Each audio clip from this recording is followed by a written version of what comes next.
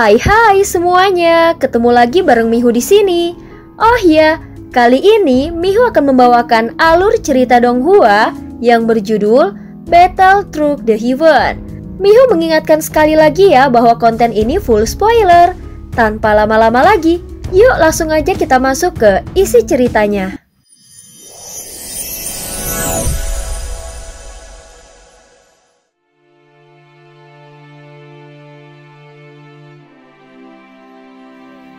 Melanjutkan dari kisah sebelumnya.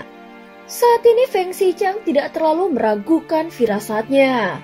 Meskipun gelombang bahaya sangat jarang muncul di dalam hidupnya, namun jika itu memang gelombang bahaya, maka dia harus benar-benar waspada agar bisa bertahan hidup.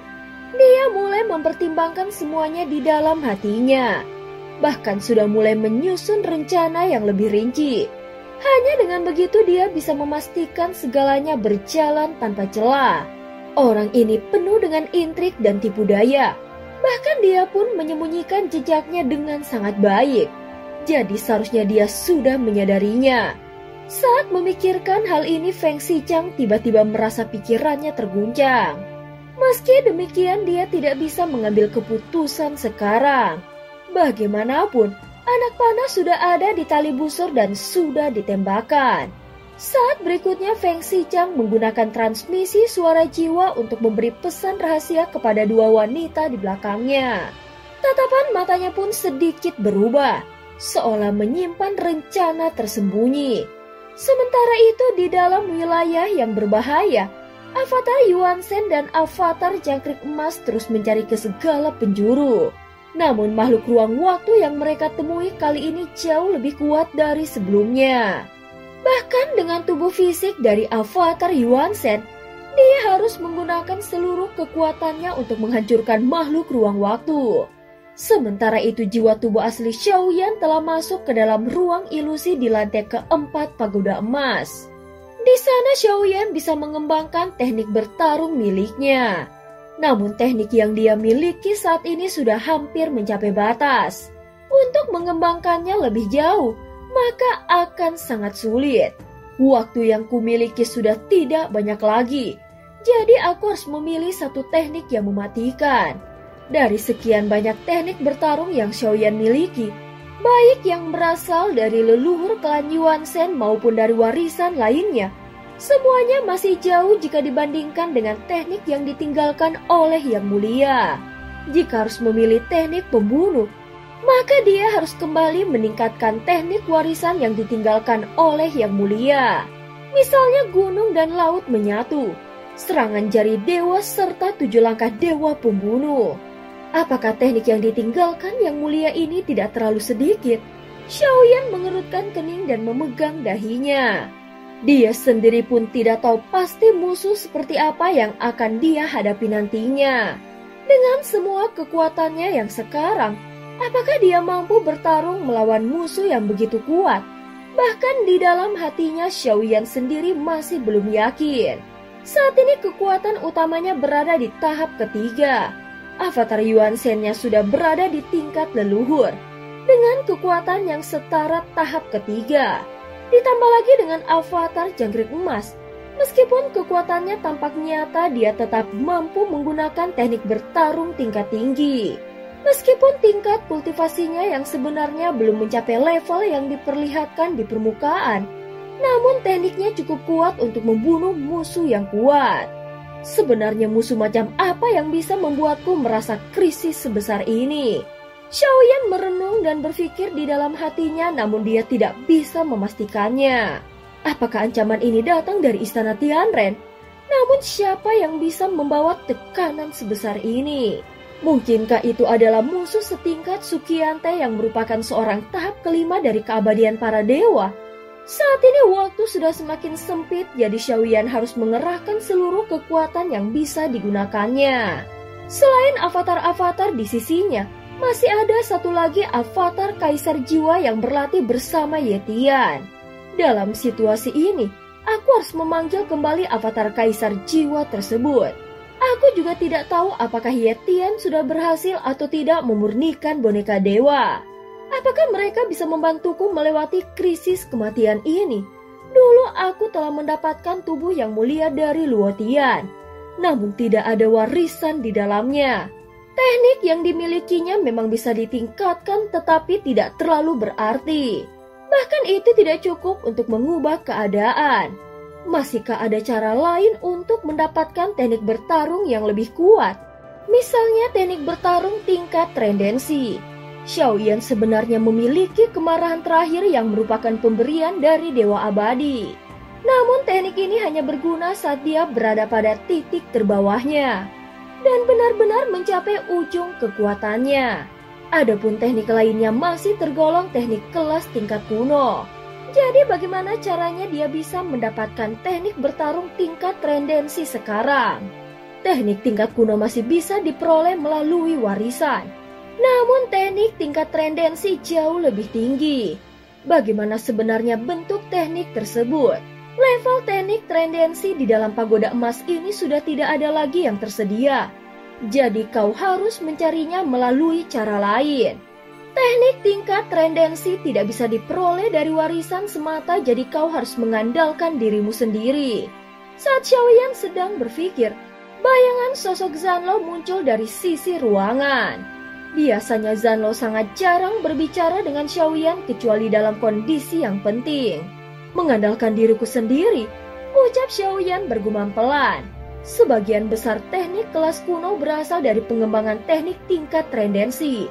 Banyak teknik memang seperti itu.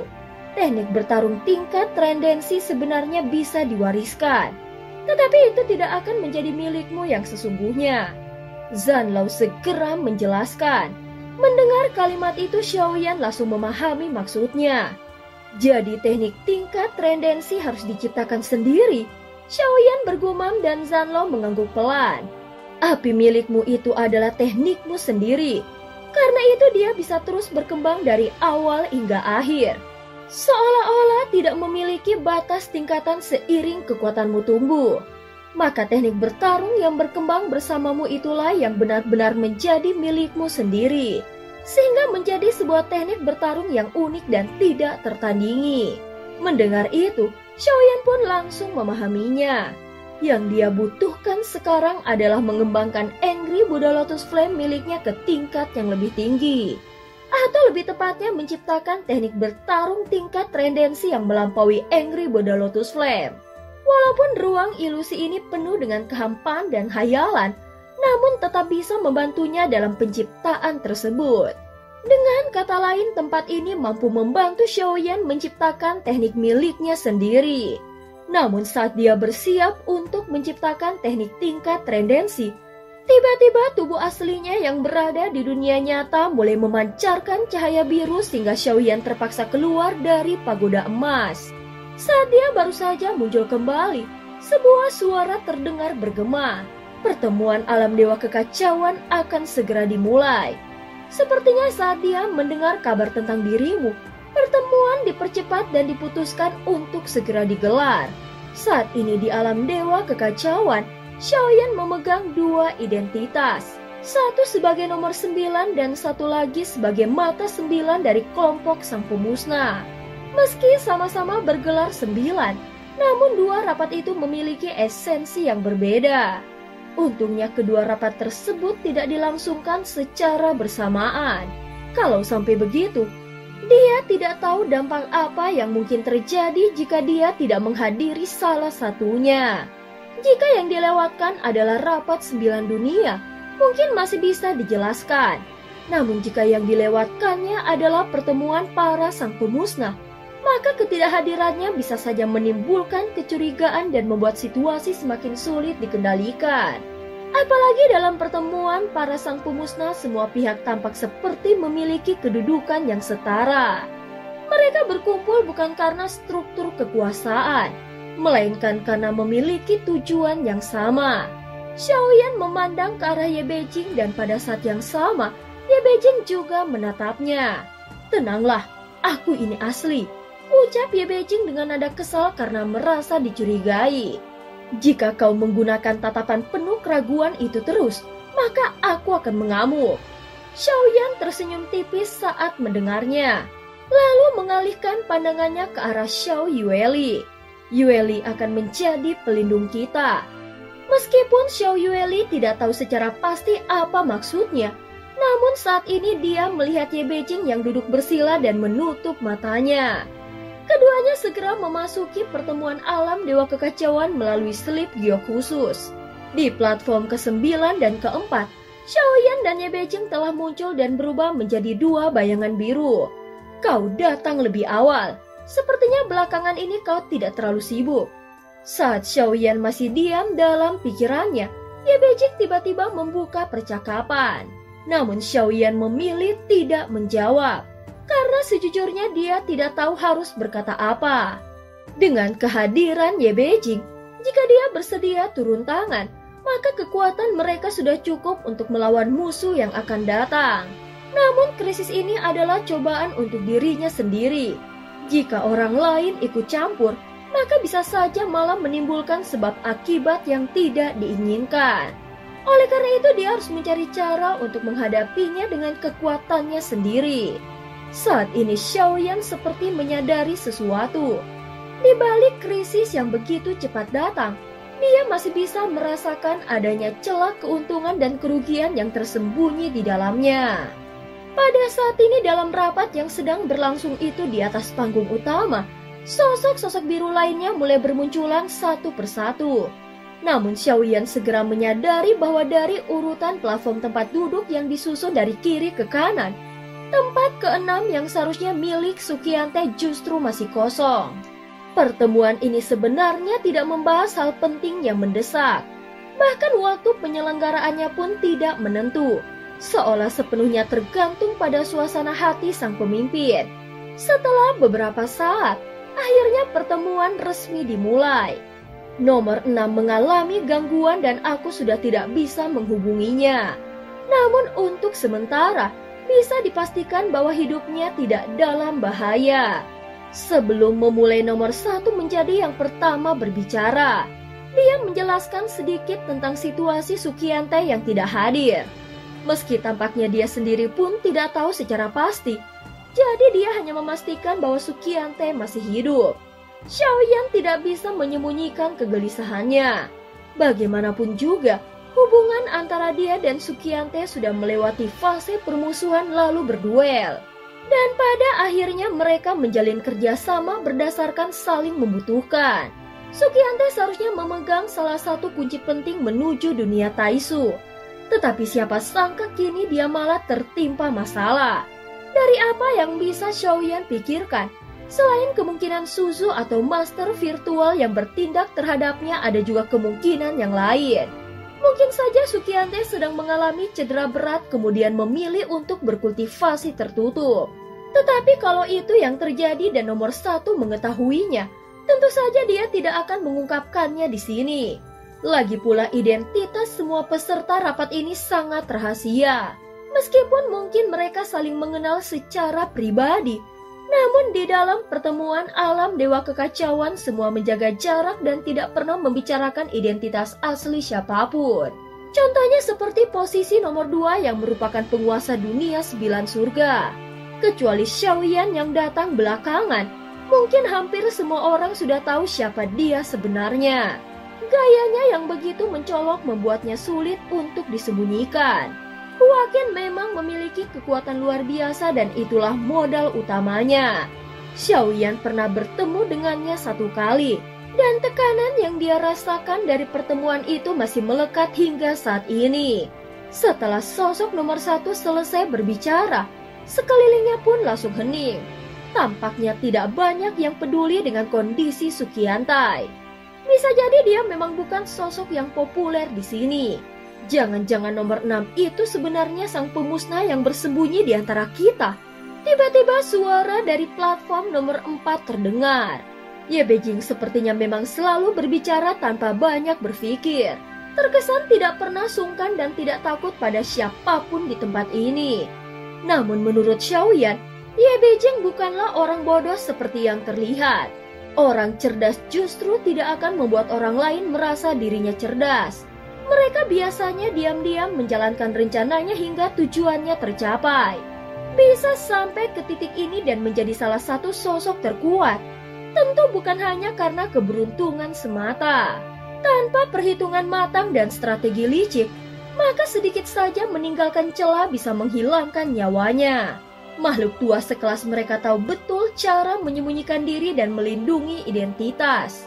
Bertingkah bodoh pun bisa jadi salah satu cara untuk bertahan hidup. Namun saat melihat sikap Ye Beijing sekarang, Xiaoyan merasa itu semua memang sengaja dilakukannya. Seolah dia ingin mengambil hati Xiaoyan. Dan mungkin itu hanyalah salah satu cara untuk mencapai tujuannya. Setelah itu semua peserta mulai berbicara satu persatu. Setelah semua selesai barulah sesi diskusi bebas dimulai.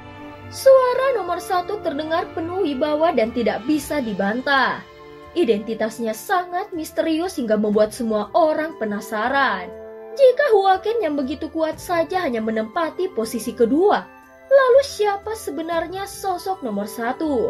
Meskipun pertemuan ini terkesan biasa saja dan bisa dianggap hanya sebagai ajang berbagi informasi dari dunia masing-masing, namun kenyataannya tidak sesederhana itu.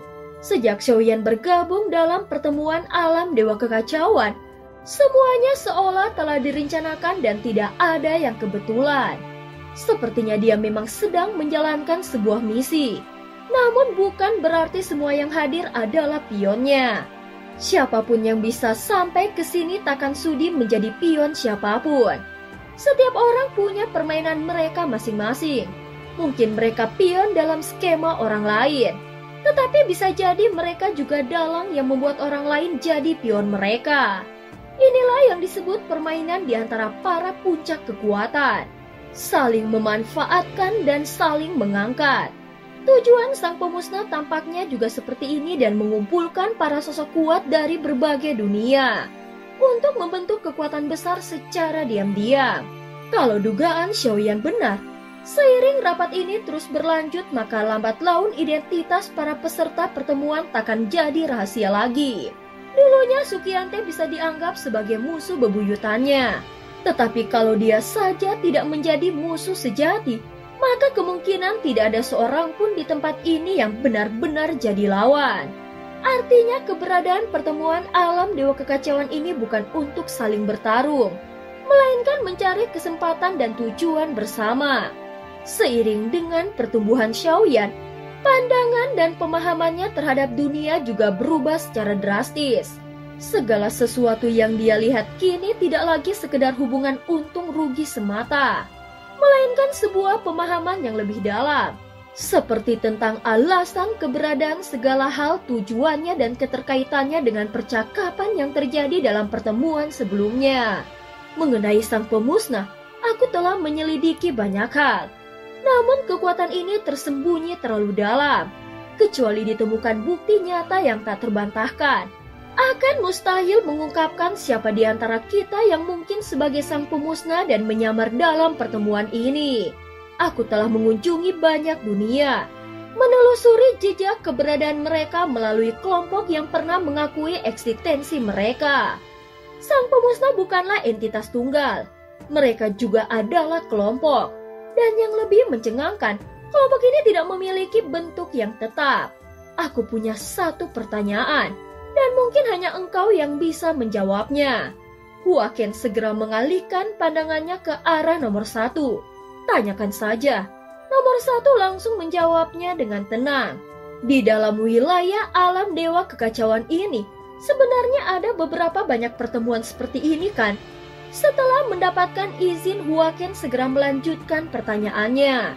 Dari awal hingga sekarang, dia menunjukkan rasa hormat yang luar biasa kepada nomor 1. Jika sosok sekuat Huaken pun menghormatinya sebegitu dalam, maka nomor 1 pastilah memiliki kekuatan dan status yang jauh melampauinya. Tidak ada angka pastinya. Rapat seperti ini ada banyak, tetapi sebagian besar tak berarti apa-apa.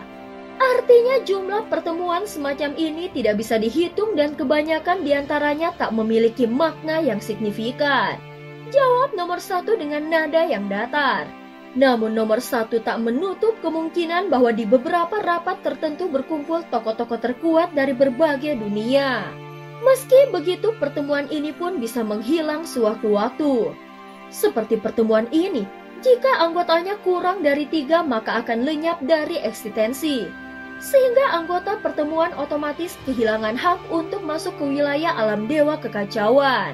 Suara nomor 1 masih terdengar datar dan tanpa emosi. Xiaoyan mendengarkan dengan seksama. Dalam suara nomor 1, dia tidak merasakan emosi sedikit pun. Seolah bukan suara manusia, melainkan sebuah kehendak dari sistem dunia itu sendiri. Jika harus menebak, menurutnya nomor 1 bukan sekedar sosok kuat dari salah satu dunia. Dia lebih menyerupai manifestasi dari aturan yang mengatur wilayah alam dewa kekacauan seperti perwujudan dari kehendak dunia itu sendiri. Mirip para penjaga wilayah atau entitas aturan yang tidak sepenuhnya nyata, namun memiliki kuasa penuh atas mekanisme dunia. Mereka ini seperti dewa sejati. Namun meskipun menyandang status dewa, tampaknya mereka tidak bisa campur tangan langsung pada jalannya dunia. Baik dalam kehancuran maupun kelahiran kembali dunia baru, mereka hanya bisa menjadi saksi dan bukan aktornya. Dalam pengertian ini, mungkinkah sang pemusnah juga serupa? Apakah mereka muncul di setiap pertemuan secara serentak, atau hanya hadir di pertemuan tertentu dengan tujuan tertentu? Waken mulai merasa bahwa situasinya jauh lebih kompleks dari yang dia bayangkan sebelumnya. Bahkan jauh melampaui batas pemahamannya. Sang pemusnah tidak punya pola tetap. Lanjut nomor 1. Kali ini nadanya mengandung peringatan. Mereka bisa muncul di rapat mana saja, dunia manapun, tempat manapun. Setelah mendengar ini, Waken terdiam sesaat.